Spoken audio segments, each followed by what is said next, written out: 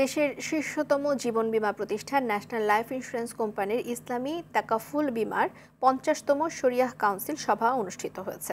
দুপুরে প্রধান কার্যালয়ে এই সভা অনুষ্ঠিত হয়। শরিয়াহ কাউন্সিল চেয়ারম্যান মাওলানা শাহ ওয়ালি উল্লাহ সভাপতিত্বে অনুষ্ঠিত সভায় কোম্পানির পরিচালক ক্যাপ্টেন আবু সাইদ মনির, শরিয়াহ বোর্ড সদস্য ডক্টর এম শমশের আলী, সদস্য ডক্টর মাওলানা কাফিল উদ্দিন সরকার সালেহ, কোম্পানির মুখ্য নির্বাহী কর্মকর্তা মোহাম্মদ কাজিম উদ্দিন উপস্থিত ছিলেন। এছাড়া আরও উপস্থিত ছিলেন অতিরিক্ত ব্যবস্থাপনা পরিচালক মোহাম্মদ খসরু চৌধুরী, উপব্যবস্থাপনা পরিচালক প্রবীর চন্দ্র দাস সহ ঊর্ধ্বতন কর্মকর্তারা। সভায় তাকাফুল ব্যবসা উন্নয়নে গুরুত্বপূর্ণ দিক নিয়ে আলোচনা করা হয়। এ সময় ব্যবসার অগ্রগতিতে সকলেই সন্তোষ প্রকাশ করেন।